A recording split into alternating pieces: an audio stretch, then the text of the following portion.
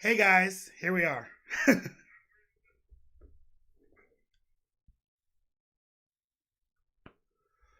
So, while we're waiting for our guests to arrive, I wanted to just say a quick thank you to everyone who has supported and has given us a like or subscribe and who's donated. I think it's amazing and I love you guys so very much. I also wanted to talk a little bit about why I'm doing the Kansas City Legends series, as you can see above. Um, for I feel like in the community, regardless of whether it's the leather community, the kink community, the LGBT community, other minority groups, there are a lot of people out here who are doing work, and a lot of times that work doesn't go noticed by the general public. And I thought it would be a great way to introduce these people who are doing these amazing things and doing uh, awesome work in the community and recognizing them and allowing them to tell the stories of how they got here, what they're doing, and provide kind of the stories behind the stories of the big things that you see. So when you see a Pioneers event, or when you see a BKKC event, or when you see a CKC event, or a Bloodline event, there they are. But I wanted you guys to get the stories behind the stories. So give us a couple more minutes. I promise we are on the way, and we'll be right back.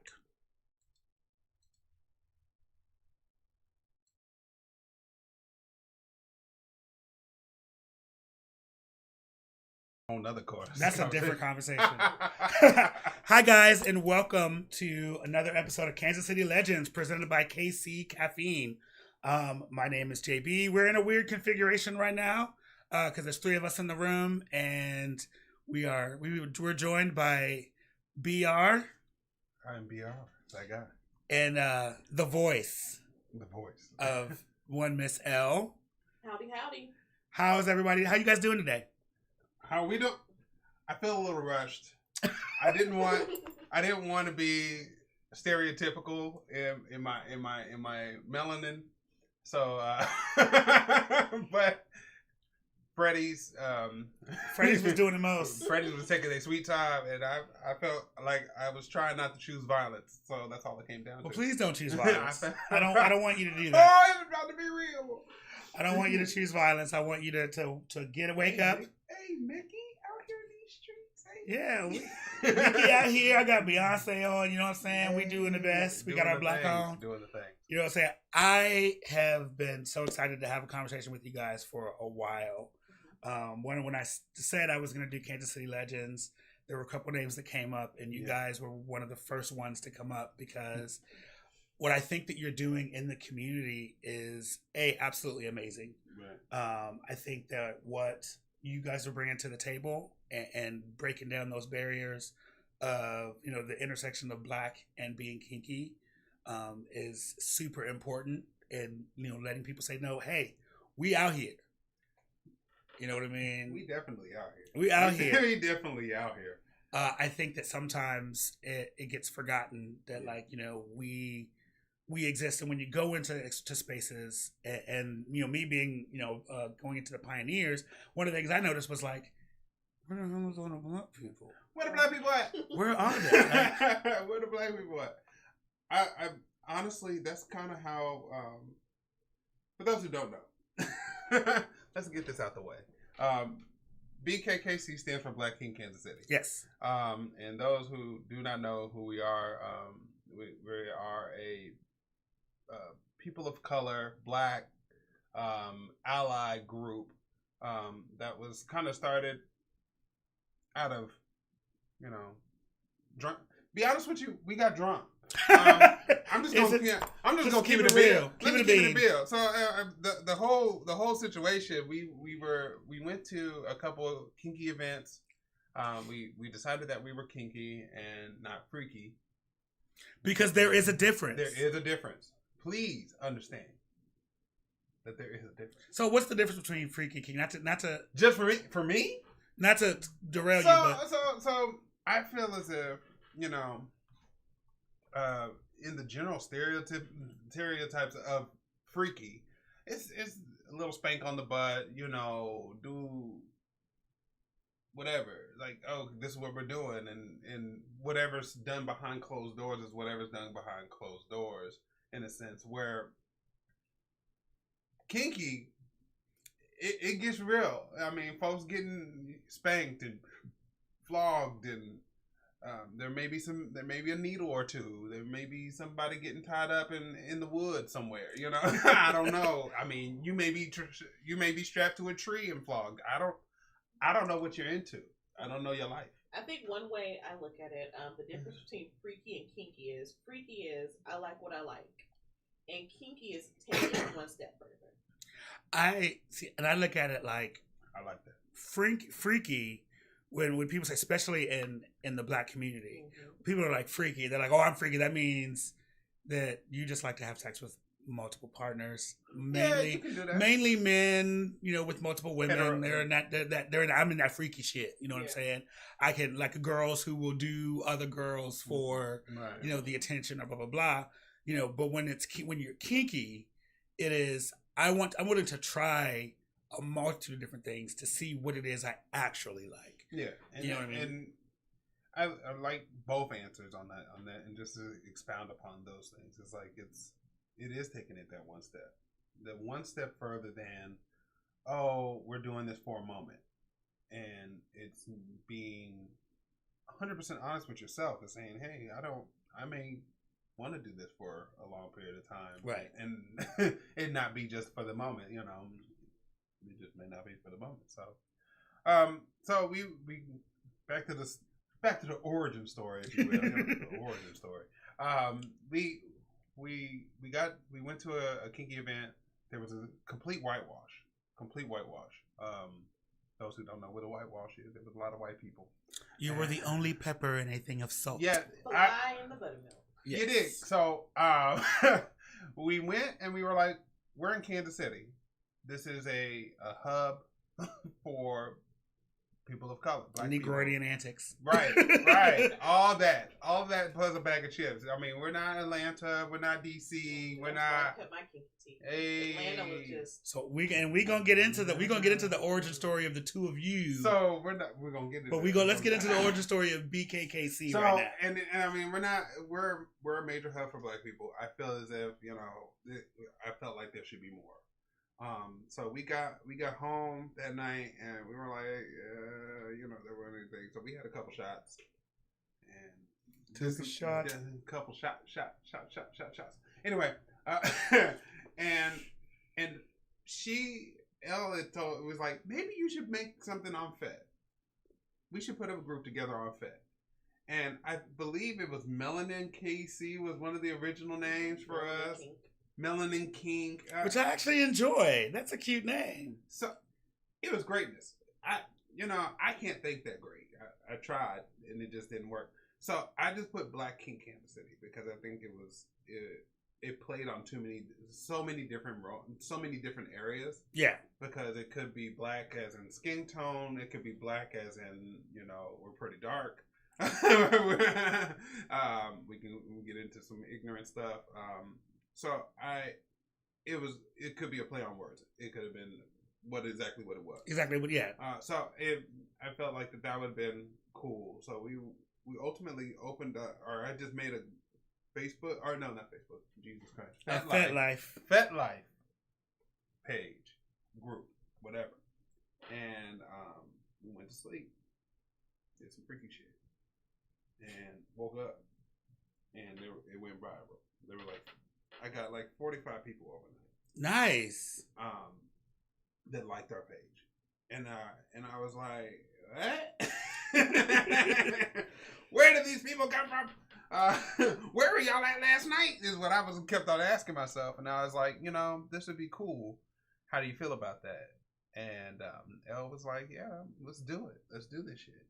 And so, kind of at the beginning of it, it was just concepts and talking to people and so on and so forth. And then Elle, you know, took an opportunity in Boston, and she went to Boston. And while she was in Boston, I went fucking bananas.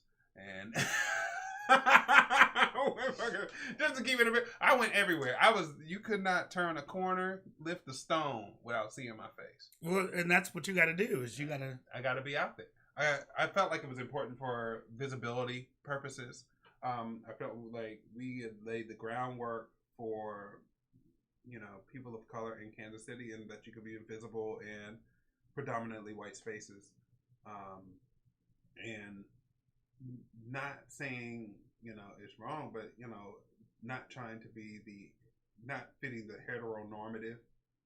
So it being open about pan and bi and supporting everybody, and saying we're not about orientation, we are just openly trying to support people of color, and we are openly trying to be liaisons. We were just a liaison group at first because I made connections with all the groups, right? And because I was like, we're not a group, we're just a liaison group. We just want to get you in the door, and so you have somebody to love on.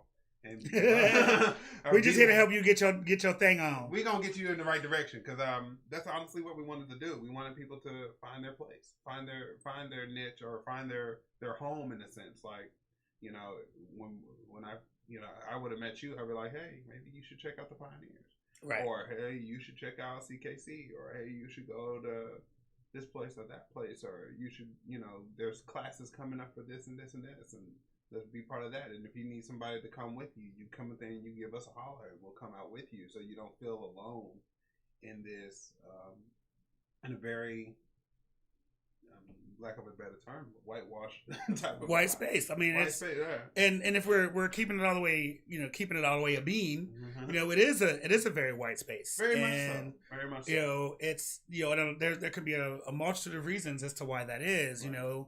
And one of the things for me in my journey was, in order for me to, and I think that you guys will probably say the same thing, in order for me to see the change, I got to be in the spaces. You know what I mean? It's very, when you don't see someone who looks like you, being in those spaces and doing those things, right, then going to them seems impossible. It's a daunting task. Right. Nobody wants to be the only pepper, right, in a bag of salt. And on the same tip, it's like, I don't want to be fetishized. Correct. When I walk into a space. Right. Because people are like, oh, we love black people. Oh, I know you like some black people. Yeah, we know. I saw your porn list. I know exactly what's going on. Listen. They were like, and I'm like, oh no. And then my question is, so then I go, well, do you just like black dick, or do you actually care about black lives? Oh yeah. Because that's the difference. It's a totally different concept. Very much. And when you black pussy, don't get it twisted. Black pussy, yeah, people love black pussy too. Yes. I'm looking at it from the state of where I'm coming from. I understand. I know folks who love black dick, right, but don't give a damn about black people. And don't say that out loud. Don't say it. Don't say the quiet part loud. But I think that as you get to to where you guys are at now, which you've kind of become, although you started out as a liaison group, you've really kind of become your own thing. And what was that journey like, where you kind of are doing munches and you're getting, bringing people together? Because you said that's what you wanted to do, was bring people together. Man. How did that feel? Or what was that like? Sorry. Speak on it, Ale. With growing from that liaison group into an official group with events, I think it just kind of happened organically. Initially, it was just the two of us showing up at events. And then, we had a friend of a friend who may be into this, and we invited them along. So then it just slowly started to grow. And then the other people of color who were in the community, and were active, would just happen to come and meet up with us. Hey, this is what our group is doing. You should come out. And a lot of it was word of mouth. Social media helped too. And then I think once there was... somebody came to our lunch and they said, hey, so when are you guys going to do an event? A lot of groups do events. And you were like, what? And I'm like, we don't do that. That's something, We can do that. I went to college, clubs, playing events. It's doable. And what started out as just a conversation about being Black and kinky and finding your safe space turned into our first event, Not Your Average Saturday Night. Oh, and I heard I was not in the community. I was not in the community during Natural Average Saturday Night. And I hear I missed a thing. You missed a thing. So, just to piggyback on what Elle was talking about, it was trial by fire and community support that turned us into a liaison group, and then it turned us into a group. Okay. There were many people in this community, the Kansas City community, leaders of different groups that supported us and lifted us up and saying, hey, you're a needed thing. We were like, oh, no, we're not affiliated. We're not doing this, that, and the other. And they're like, no, you are so needed. And these were people who didn't look like us, that were saying, you are so needed. Members of the Pioneers, members of CKC, Consent Kansas City. Shout out to Vicky. Bloodline. There's many members of Bloodline, the Leather House Bloodline, that supported us through it. I call him my leather mentor, my Rafiki, also known as Sir Oki or Master Oki, or just Okinawa because he's just that guy. But they loved on us and lifted us up and lifted up the group and said, hey, you're so needed. Please, please, please, please don't disappear. And so it kind of organically moved its way towards Not Your Average Saturday Night, which was fantastic. It was the highlight of my life in a sense. Okay. Because we were able to pretty much do an entire event community led, and people didn't charge us for any of the acts. Didn't charge us for the only thing that we really had to pay for was the space, which and even, I'm sorry. Go ahead. I felt it. You all right? Mm-hmm. Go ahead. Yeah, to get that. Go ahead. You started sniffling. I thought you were going to have an moment. The shade in those eyes. Go ahead. I felt it, but that was okay. We were okay with that because what we could have played in entertainment, or the all the talent that came out that night, would have put us in the poorhouse. Could have bankrupted us. Right. And so paying for the space wasn't a problem. We were like, okay, whatever. If that's the least you got to do, right? I was okay. We were okay because we kind of bankroll a lot of it ourselves. And listen, that's tough. That's listen. Look here. Let me look in the camera. Look here.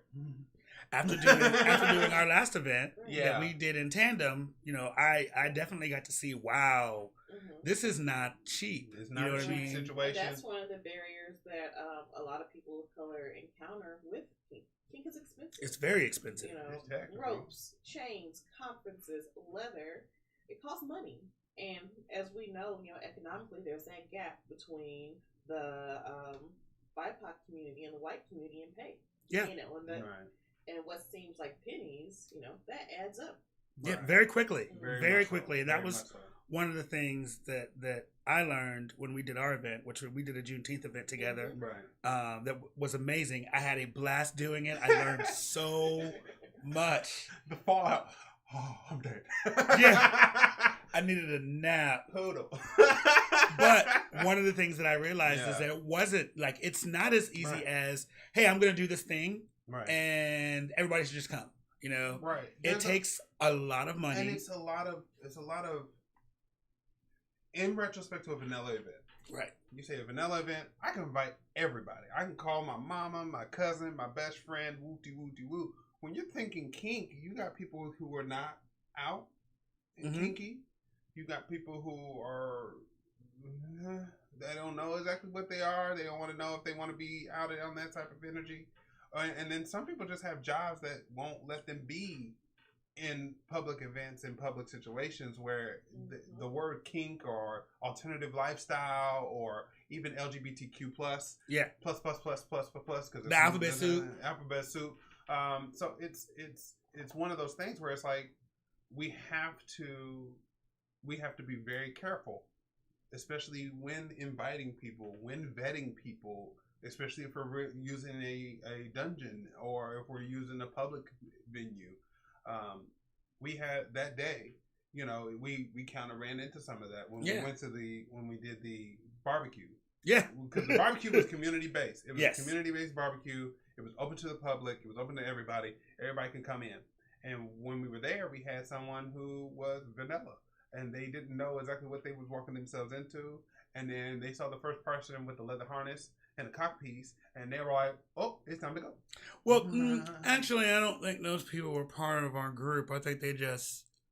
They weren't part of our group, but I'm saying they were utilizing. They were utilizing. I opened up the space for them to use. I'm going to be 100% honest. I was like, if you want to use, they wanted to use one table. It was fine. I was like, cool. I understand this is what we're doing. And they was like, that's cool until. And then the cock piece came out and they said, "Oh, it's time to go." And they picked up their stuff and they got little. But it helped us understand that not everybody's okay. Right. Not everybody's going to be okay, and that's all right. I'm okay.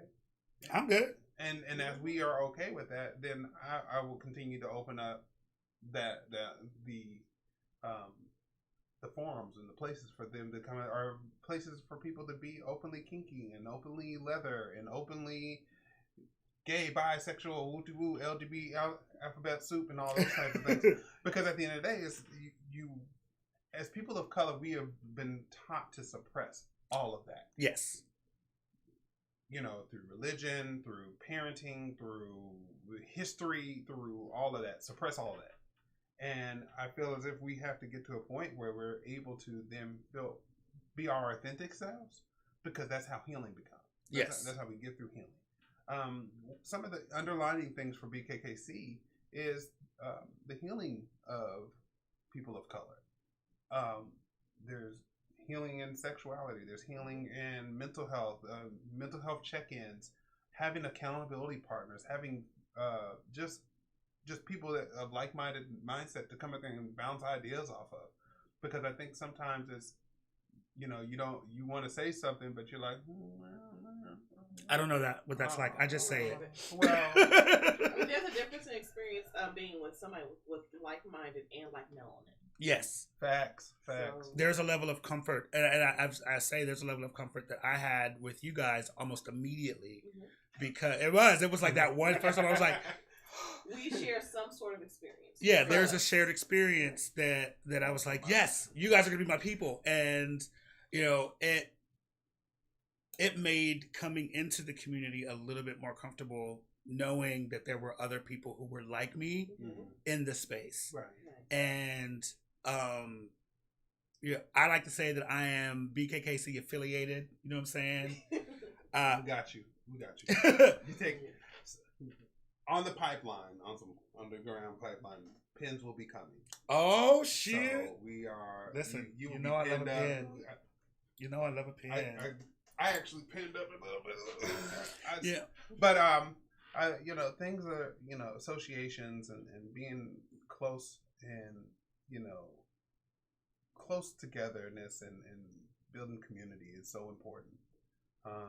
There's been a lot of division. Yes. And I feel as if, in the midst of the kinky community and the division that there is in the kinky community, there's been a lot of division in vanilla community. I feel as if that because of all this division, doesn't matter where you are, if you're in kink or if you're in vanilla life or whatever, something has to bring us together. Right. Something. If it's just going to a camp out, then it's going to a camp out. If it's going to an event, then it's going to an event. If it's us sitting down and breaking bread, let's break bread. One of my goals for the pioneers right now is to they ask what are your goals, blah blah blah blah blah, and I think it's one of the things that we've talked about as a group together, because we talk a lot about just random things. Right. And it's okay, how do we have this divide here, we have this thing that's happening, we all know everybody kind of has their side of the fence, and kink is a microcosm of the vanilla lifestyle. Right. So the little dramas and the little squabbles that happen in the community are reflected because it is that much smaller. Right. And so it was, okay, how do I bring these people together, Mm-hmm. you know, and say, okay, I know that you don't agree on this. I know that you don't agree on this. We can agree to disagree on these things here. But what do we come together on and fix? And, you know, how do we keep egos from getting into, you know, the conversation? Well, I did this and I did this and I did this. I don't give a shit what you did before. It's what you're doing now that's important. Thanks. And, you know, how do we heal the group? Because I really feel like it's not going to come from the two sides. You know, No. Those are the people that are going to heal it. Feelings are deep. They've gotten where they've gotten. You know, I have my very strong feelings about specific things in the community already, and I've only been in the community for like a year and a half. I personally, and just for me, my feelings are mine, and I deal with my feelings myself.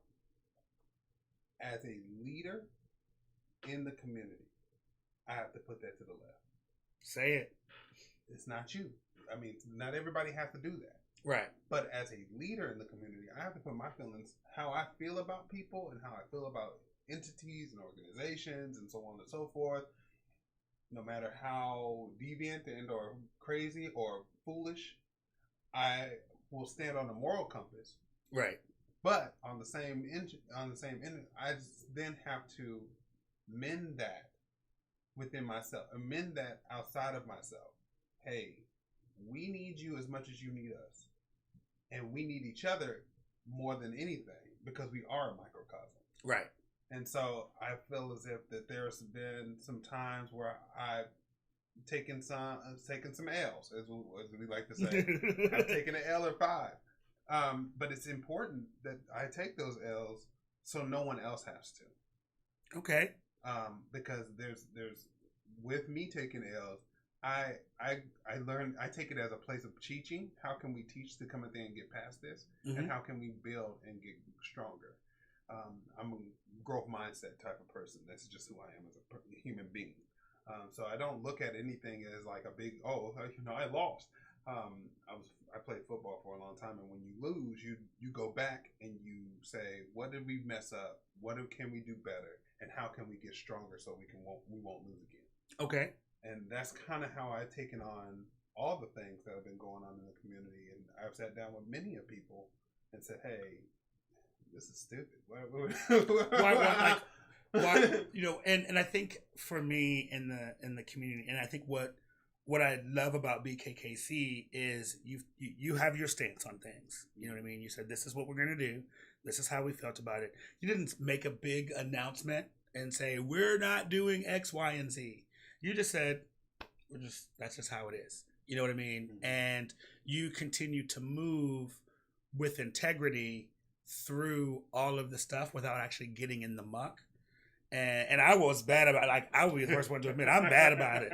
I got an opinion, and I'm finna say it. So, you know. So here's I got you. The thing about it is because I've been in the muck once before. I've been in the muck for plenty of different times and plenty of different new venues that I learned how to put on some mountain shoes.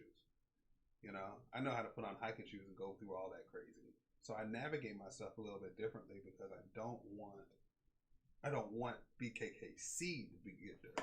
Okay, and I think that's the difference is for me. And like I said, we've had private conversations about things, and we got opinions. Facts. But I think being able to, and one of the things that I'm learning from you guys, is how to rise above it and go, all that stuff is nonsense, and it don't mean nothing to me, and it doesn't affect my organization or what I'm trying to do. And the Meat Locker really came from, which is my kinky men's group, came from BKKC. It came from a conversation that we had about we got babies. It was BKKC and CKC having a conversation about why don't we see more. You know, the kink community, from what I saw in Kansas City, was very heterocentric. It was very, heteronormative. It's very heteronormative and very, white centric. It was like, this is this is what's here, and I'm like, this can't be everything.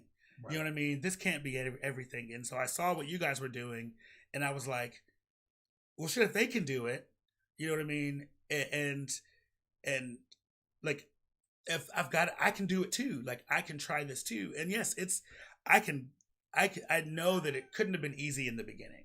Oh, yeah. You know, it couldn't have been easy to get people to show up to things, to get people to do things. Like, how did you navigate the very early part where it was like, yeah, we're doing this thing, and then you show up and like nobody comes? Because I can only imagine that can feel very defeating. Right. Well, one way I look at it, having gone to college in a teeny tiny, itty bitty town, you gotta make your own fun. So if we had an event, we planned an event that we'd enjoy. So if we were doing a munch, we picked a place where we'd want to go to. Okay. So if nobody ever showed up, Sarah and I would still have a good time. And then we also relied on the connections and the friendships that we made in the community. A lot of the people from CKC were some of the first people who showed up at our munches. And, it was for that connection building. It's more than just, I'm going to be here just as an official. It's like, no, like, we're kinky people getting to know each other, and we're, fellowshipping and enjoying food together. So it was more than just a game of, chess with different pieces just trying to move and posture. It was just more of a sit down family meal. Because we're doing what we want to do. Right. And show up if you want to, but we're gonna have a good time regardless. Right. Exactly. There was plenty of times where we threw a munch and I was the only person there, and they, getting past that, I'm discouraged because nobody came. That was kind of the early parts where it's like nobody came, nobody of color came. Allies would come, right? But nobody of color would show up, or maybe one or two. And it was discouraging in a sense, but getting past that was kind of the thing that was the difficult piece of it. I do like the fact that we did open it up to allies because, I opened it up to allies because a lot of the allies that would show up were facilitators and leaders. AHS and CKC were kind of the first two. They were the leaders of those two groups. Shout out. Hey, I'm shouting out. How about that? But they showed up and they were able to let their hair down. Yeah.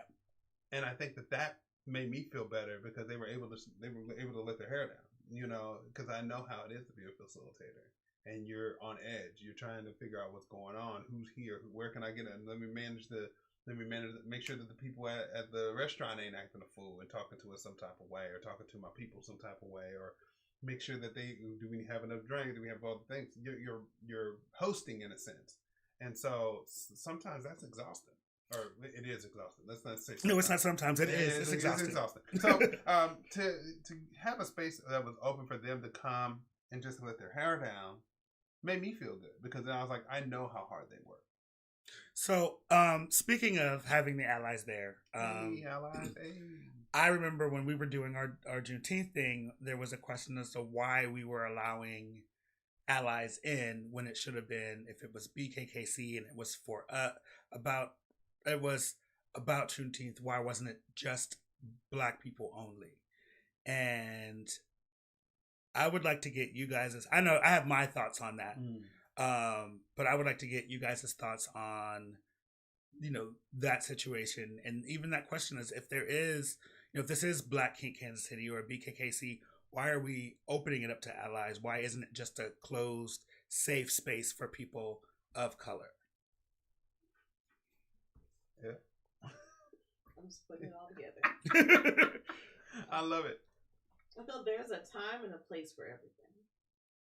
Whereas with our decision to open up Juneteenth to the community, we used that as a point of education, because a lot of the people who came to that event who weren't people of color like, well, I've heard about Juneteenth. What is it? And it was a safe space for learning and education. Mm-hmm. Right. And it was, we got to involve educating about Juneteenth, different peoples and groups coming together. We had a big turnout from a lot of people who were in Pioneers. Shout out to the Pioneers. Shout out to the Pioneers.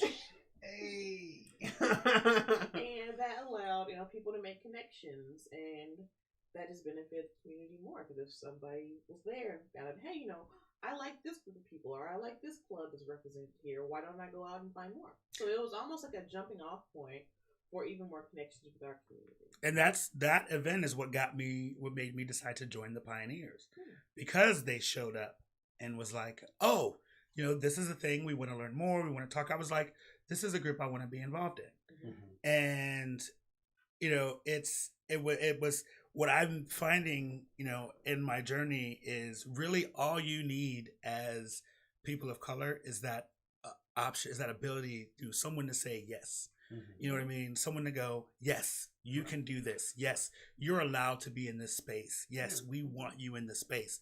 And not necessarily in the way of like tokenizing, mm-hmm. where we want that person of color, but just saying, yes. Like, we respect and appreciate your contribution.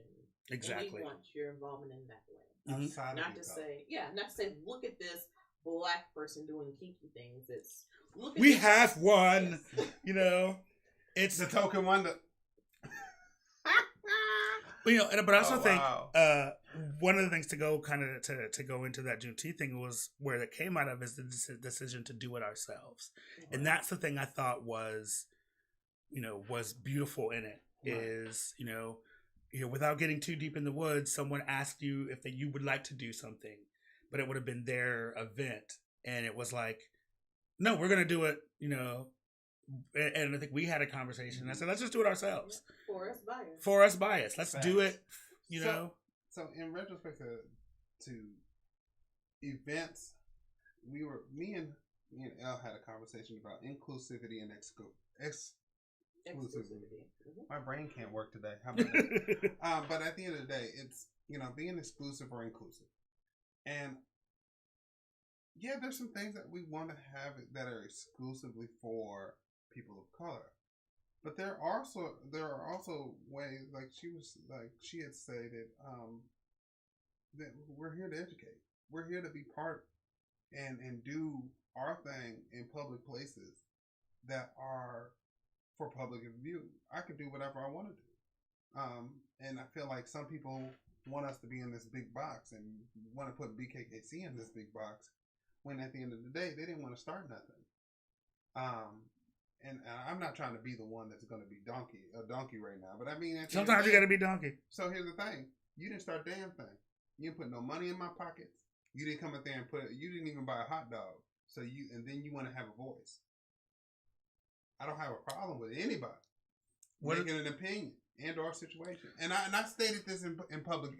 Yeah, I know. You said it. So we both said the same thing. I'm not on the KC Legends talking crazy. No, I went on public forums and stated the same thing. So it's like, I'd rather people support us in finding events and venues that are supported by people of color, because we want to support. We want that exclusivity, or have a all Black event, or all this type of things. But at this particular juncture in our time, in our overall growth process, we're just not there yet. Right. And once we get there, it's on. Everybody getting an invite. I'm just gonna look for the photos. It's about to be full. But and I said this. What I said during that time period was the community isn't big enough to support an all Black or all person of color event right now. Right. Especially at that time. Like, it's not. And it wasn't even a matter of like, we're trying to make money off of this. It's just a matter of breaking even, and also having people in the building. Because like real talk, it would have been, we'd have just been looking at each other like, well, guys. I mean, there would have been probably about 6 people. Been about 6 people there, but we were able to have a successful event, And 2, how are you hating outside the club? You know what I mean? Like, you are player hating from the sidelines because you weren't willing to do the work, but you poo-pooed what somebody else was doing. But I think in all actuality, it's business. Yeah. There's business, and then there's kink play and having fun, and then there's business. In business, you can't be exclusive from that. Now, as a club, we could say, or if this was a social club or a situation, I can come up there and exclude whoever I want to exclude. Right. But at the end of the day, we're still a community-based organization. Mm-hmm. And if I have more allies than I have actual people, I'd rather have the allies be there and support us and also invite the people and saying, hey, this is a safe space for you because these allies have been vetted appropriately and we know exactly who's coming. And then, especially if it's like in a dungeon or things like that, we know exactly who's coming. Right. And I also think that it was, there were people who were allies that brought people of color. Mm-hmm. You know what I mean? And so that would not have known about it had they not been invited or come themselves. Right. So that's the way that you grow community. Right. And yes, would I love to have an all-black event? Sure. Surely. Well, sure. Surely. But, right now, that not only are we not there yet, but neither is the community. Right. The community isn't there yet. We're still in the Midwest. We're all babies. But I'm saying, let's look about region. Regionally, we're still in the Midwest. There's a whole lot of mixed babies around here. We can talk about it real talk. Folks is blending and mending around the Midwest and Kansas City. You heard me. So if we're in a situation where, if I want to bring I've had this conversation more than once. Yes, I'm dating someone or I'm in a relationship with someone of color, but I don't want to invade that space. But we're in a relationship and we go to events together. So I couldn't come to your event because I couldn't bring them. Right. And I'm like, bring them. Like, yeah, bring them on. Bring them. I feel like Ash on Pokemon. I gotta catch them. You gotta catch them all. I gotta catch them all. You gotta catch every last one of them. And if I can get you and your partner in, then let's talk about this. And there may be some exclusive events that we will do in the future, but at this particular juncture, I'd rather get as many people as I can get into the door and get them informed about who we are and what we're trying to do. So speaking of who you are, let's talk a little bit. Let's get a little personnel. Oh my God. Oh my God.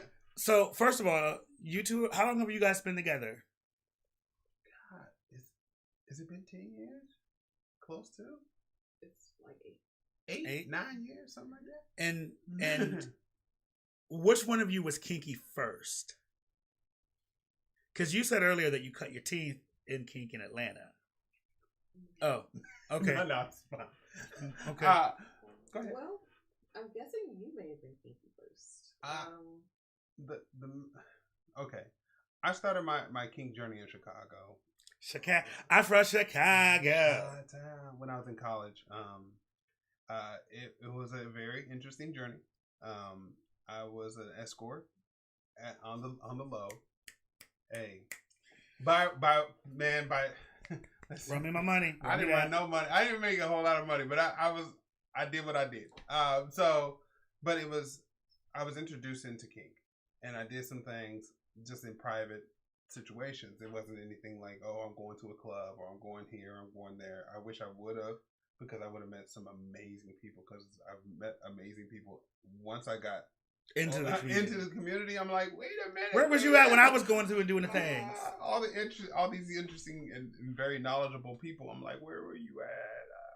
But I bumped my head a little bit, and then while bumping my head, I said I can't do this for life. I just can't do it. So I went super vanilla. Did you go Jesus vanilla? Yes. Okay. Jesus vanilla. You jumped. You went all the way to the other side. Yeah. I shouted in a corner. But then we found each other at Starbucks. So I'm gonna pause you there. Go ahead. So how did you get started? Craigslist. Wait. Hey! So I was a voyeur, and when I didn't even know it. So I had a pastime of perusing the misconnections section. I did love the Craigslist. misconnection section.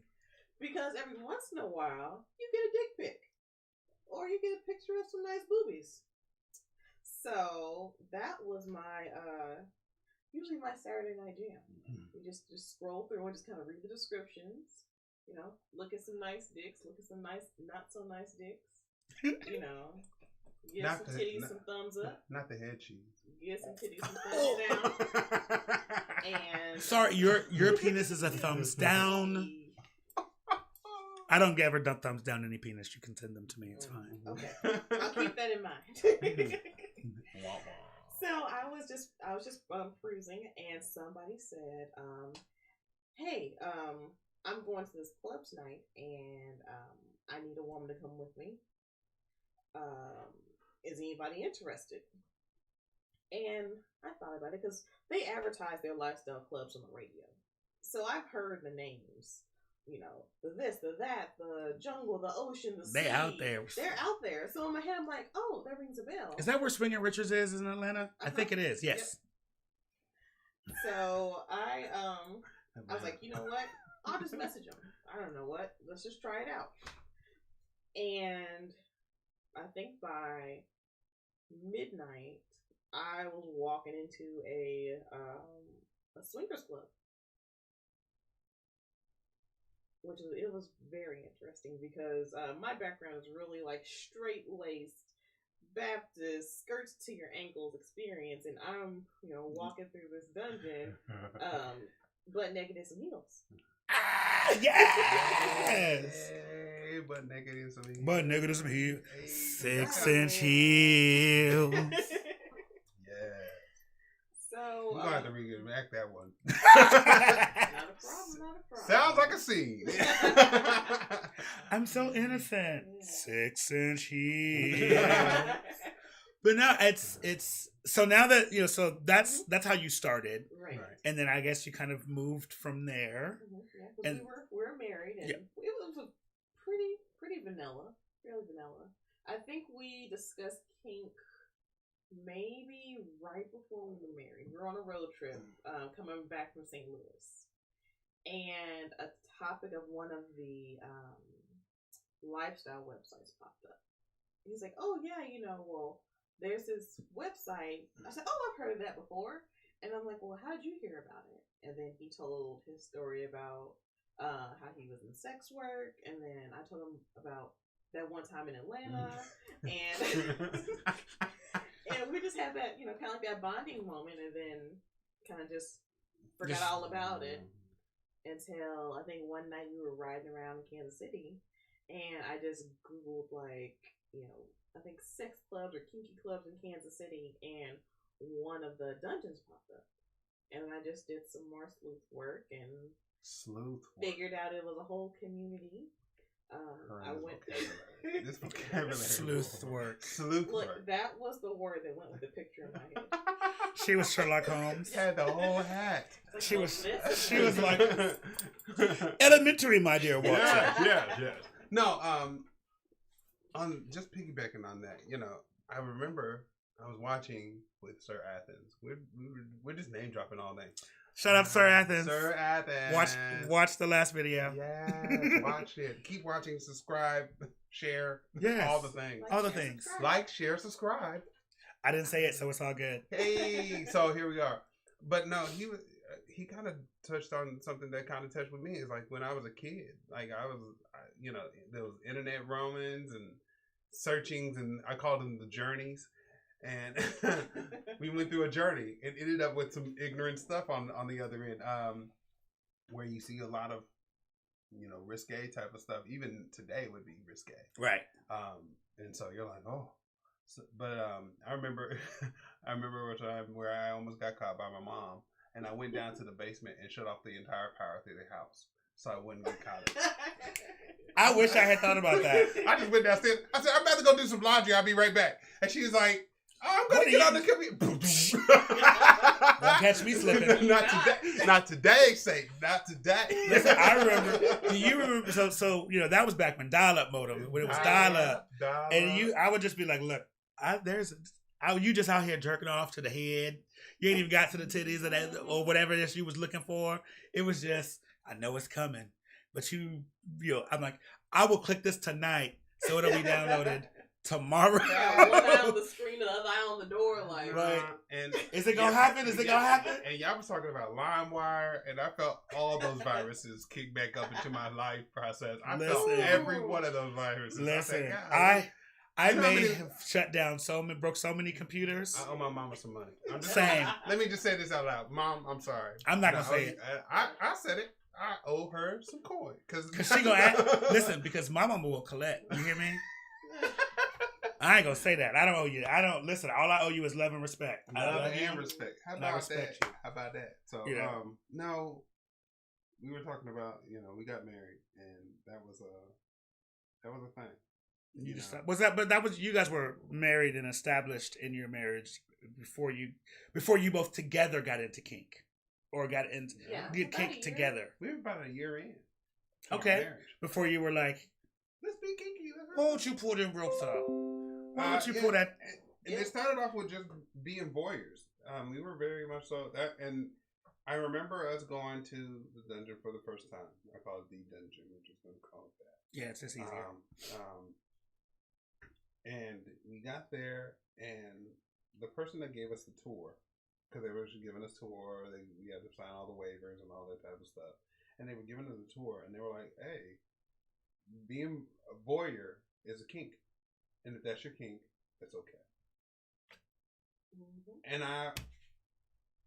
for me, that was the most refreshing statement ever. It's okay to be a voyeur. Like, voyeurs are important. They are.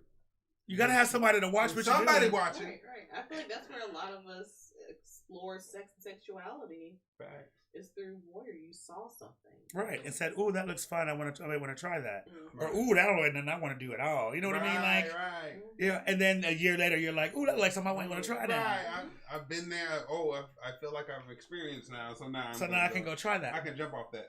But I think that was the most refreshing thing for me. That they were like, hey, you can just be a voyeur. You don't have to jump into the deep end of the pool. You literally can gradually get yourself into. And then when talking with people around the community, they were like, hey, take your time. Enjoy the spice. Enjoy being a newbie and learning. And they had classes that were set up. Another shout out to CKC. They had those newbie classes. I'm not gonna keep shouting them out here. They were part of our journey, so we're gonna keep talking about. What are you, a stan or something? Yes. No, but I think it was good because they had classes and we went to the classes, and I think the first major event was St. Patrick's Day. Oh yeah. We went to St. Patrick's Day, and they had a St. Patrick's Day event. They hosted our CKC, and it was like an interactive demos. And they had like all these different little demos. And it was cool because they were interactive. So you can, they had floggers out. And that's where we found the couch, which is this extra large bison flogger that... I have seen that. I've seen the couch. And so I got to swing the couch and take a swing from the couch. And I was like, this is magic sauce. This right here, I'm amongst my people. I know where I am. This is okay. I found my tribe. Right. I found one of my tribes, one of the 500. And so it was very much so fun. And that's where now, as somebody who people call me a mentor, like talking to people, and I'm like, I don't know what that is. But on the flip side of that is like, I tell people, hey, you're new, have fun. Once it's not fun anymore, sit down, take up a break, and then come back, and then have fun some more. So, because at the end of the day, this is supposed to be. It's not supposed to. It can be your life, without it taking over your life. I feel you. And I think that sometimes people make it their life, and it takes over their life, and then they lose a bit of themselves. And I don't know. It may be what they want, but at the end of the day, that's not what I want. I think it stops being. Once it stops being fun, that becomes that's where problems come in. Right. You know, and that's when you, like you said, you have to take a step back and say, hey, you know, this isn't fun anymore. Let me either step back for good or step back for a second or just get my get my bearings and regain that fun. Right. And so Vicky tell us, oh my god, my couch is famous. It's amazing. Your couch is famous. We're not gonna talk about it though. Between me, you, and the fifth post, you heard? We may need another appearance of the couch. I support the couch. I'm about to go. Listen, some you know, right now my filter's pretty much on, but when that filter turns off, it gets ugly. So we're gonna do an After Dark episode, but I wanted to end with a question for both of you, which is, what do you see? Where do you see the future of the kink community in Kansas City, and what do you think we need to do to get to the space where we're all, you know, listen, I asked the hard questions, hard hitting questions. The space where we're all, you know, we're all getting along. Now, getting along isn't necessarily the word I want to use. Where we're all able to be in the same space together and respect each other. You got it, boss. I'm just listening. I would say it's there's not one solution, and it's definitely a multi-step process. And part of it takes a new set of eyes on the whole perspective of things. Because with having like the same people at the same events with the same mindsets over and over again, it just gets stagnant. Mm-hmm. So I think inviting newer people into organizations to help with those type of things, because you know there's always some redemption in being the new guy, right? Because you don't know things, so you can go over and invite so and so to your party because you know they have no beef with you. You're the new guy, right? So just having more opportunities to allow those natural connections is one way I can see the community kind of regrowing from all this fracturing we've had. So I was thinking about what I was going to say, and I felt like the one ringing thing in my head that kept on coming is respecting the separation. I respect the fact that there are different people doing different things, and sometimes there's growth in that separation. Mm-hmm. It's a good perspective, and so it's great. It sucks that we're not together like we used to be. I mean, 2019 I felt like was a magical year of all things. Kansas City Kink. They had the Kansas City Leather. They had all these different titles, and people were doing all the things, and we were going, and there were events after events after events, and we were going to this club, and we were going to that club, and people were excited about life, and then 2020 hit, and COVID said, "Stop all that." COVID said, "Hold up, bitch. Look here, little bitch." Is what he said. So, but then it did lift the veil of some of the facades that were going on. And so we were able to see the true nature of people in 2020, which was great because then it made us. We were able to then make conscious decisions on which direction we should go. Right. So, but preach. So, but I also say this: if I'm going to talk about the growth of Kansas City Kink as a whole, we have to respect each other. We don't have to like each other. We don't have to mingle with each other. We don't have to do all this other stuff. But we have to respect each other and respect what they bring to the community. It doesn't matter which organization you support or what organization you are affiliated or represent. I have to respect the pioneers and what they bring to the table. I have to respect that they do what they do. And at the end of the day, do I want to support them or do I want to just let them do what they do?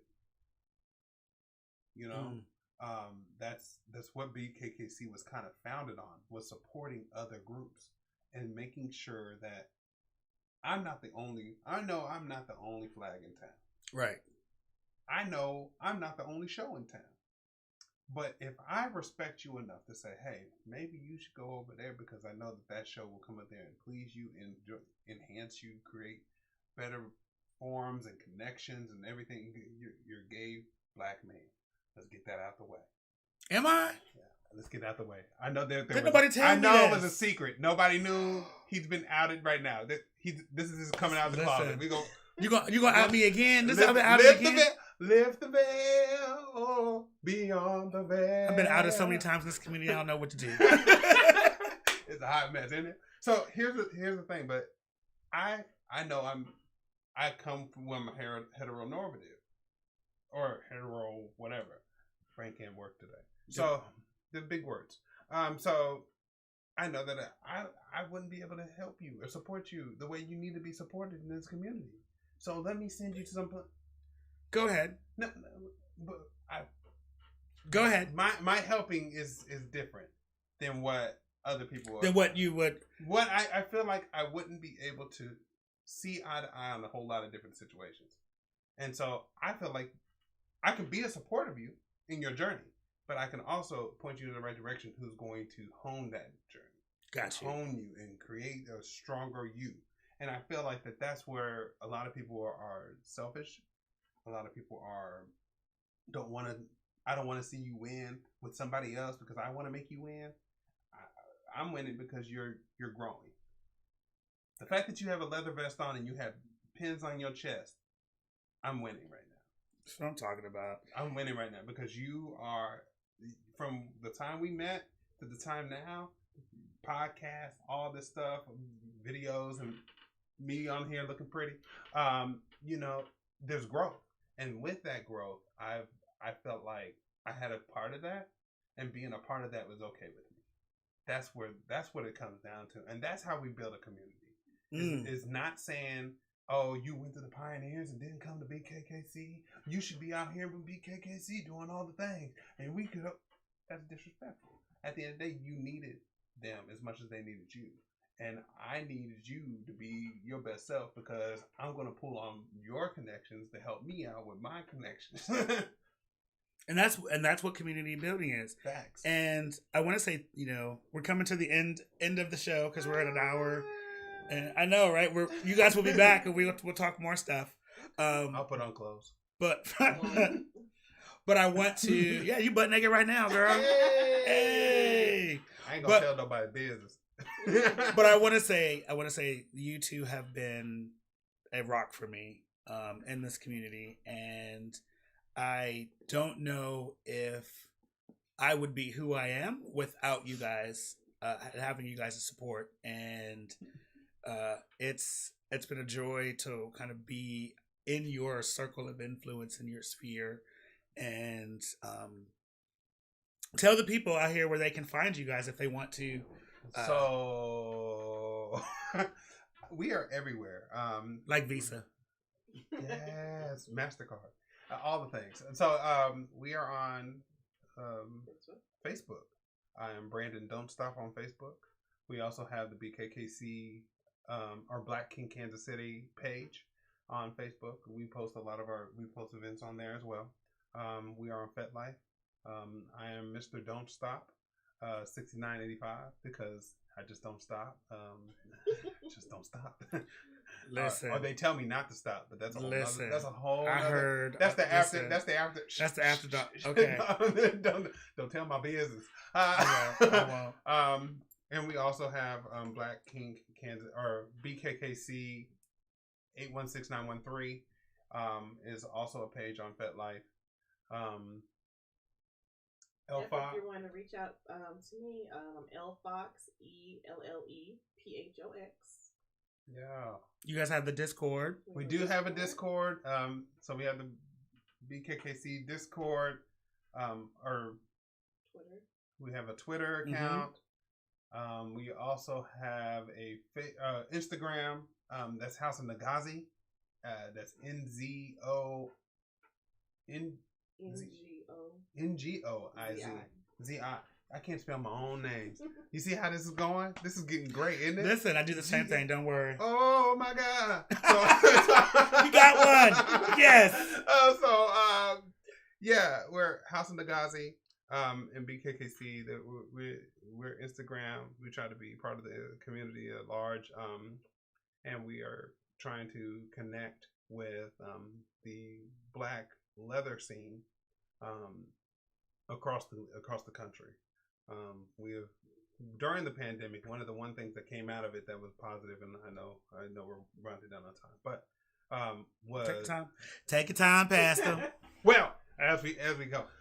No, it's one of the things that came out of it on a positive note was that we were able to connect with people across this country and let people know that Kansas City has a Black kinky community. Mm-hmm. That's just reaching. I've talked to people who are leaders in Chicago. I've talked to people in. I love Chicago, doggy. I've not been to Chicago for ever. We'll have to make that trip then. Yeah, we'll have to do a trip to Chicago. We'll do a leather archive. Leather field trip. We can do a leather archives, pick up some stuff. Yeah. I connected with some people from Houston, people in Seattle, LA, San Francisco, Florida, DC, Baltimore, New York. Met a couple people from South Carolina, North Carolina. North Carolina. You gotta say it with that. Gotta cut the Carolina. Atlanta. You got hoes in different area codes. Listen. But these are black people of influence. Colorado. Shout out to Master Sekou. That's my guy. That guy right there. I haven't met Sekou yet, but that's a guy. You brain one of the influential minds in Black leather, but I think it's great that we were able to make those connections with people via Zoom or phone call or whatever, text messages, all those types of things. That's what the pandemic opened up for BKKC, and I see us going into the future building on those connections. Like I said before, we were talking about getting pins, patches, different things of that sort, so people can be affiliated with us and be associates with us and help us with all these events that we have that I have on a piece of paper and in a notebook, and making those live things happen and things like that. So we're still building connections, we're still growing, and as we grow, we're going to bring some people with us, and hopefully we all grow and we can keep things going. Listen, I love it. That's my 5 seconds, and I yield the floor. And thank you so much, BR and L, for coming here, guys. Thank you all for watching. I appreciate the invite. Don't forget to like, comment, and subscribe. Yeah. Again, if you guys want to, if you have the extra dollars and you would like to, give financially, we've got that Cash App there. It's at @*8481. Put some coins in this pocket. Listen. The Patreon is KC Caffeine. We also have a Ko-Fi, which is KC Caffeine. This was amazing.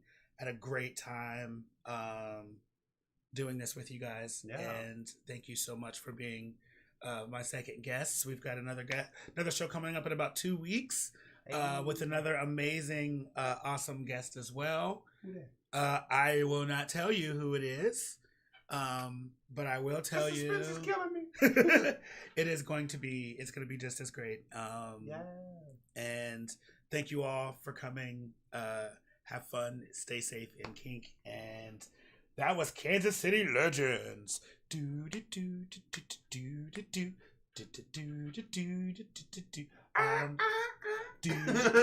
don't know what I'm just making a song for no reason. All right.